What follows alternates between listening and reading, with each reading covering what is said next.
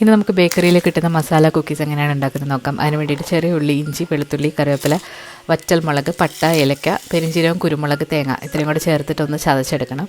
1.5 cup മൈദ എടുത്തിട്ടുണ്ട്. ഇതിലേക്ക് ഒരു 1/2 teaspoon baking powder, 1/4 teaspoon baking soda, 1/2 teaspoon ഉപ്പ് ഇത്രയും കൂടെ ചേർത്തിട്ട് നന്നായിട്ടൊന്ന് അരിച്ചെടുക്കാം. ഇതിലേക്ക് 2 ടീസ്പൂൺ കറുത്ത വെള്ളം കൂടെ ചേർക്കുന്നുണ്ട്.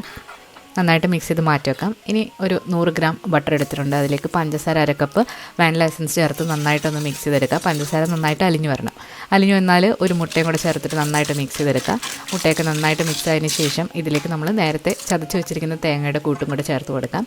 ഇനി മൈദയും കൂടെ ചേർത്തിട്ട് കുറച്ച് കാഷ്യൂ നട്ട്സ് ഒന്ന് ചോപ്പ് ചെയ്ത് ചേർത്തിട്ട് നന്നായിട്ട് മിക്സ് ചെയ്ത് എടുക്കുക. ചപ്പാത്തിക്കൊക്കെ കുഴയ്ക്കുന്ന പോലെ കുഴച്ചെടുത്തിട്ട് ചെറിയ ചെറിയ ഉരുളകളാക്കിയിട്ട് കുക്കിയുടെ ഷേപ്പിലാക്കി എടുക്കുക. ഇത് പ്രീ ഹീറ്റായി കിടക്കുന്ന അവലിൽ 170 ഡിഗ്രിയിൽ 40 മിനിറ്റ്സ് ഒന്ന് ബേക്ക് ചെയ്തെടുക്കുക. അവസാനം ഒന്ന് എഗ് വാഷ് ചെയ്തിട്ട് വേണം ഇത് ബേക്ക് ചെയ്യാനായിട്ട്. അപ്പോൾ നല്ലൊരു ഗ്ലേസി ഫിനിഷ് കിട്ടും. വിശദമായിട്ടുള്ള റെസിപ്പി യൂട്യൂബിലുണ്ട്.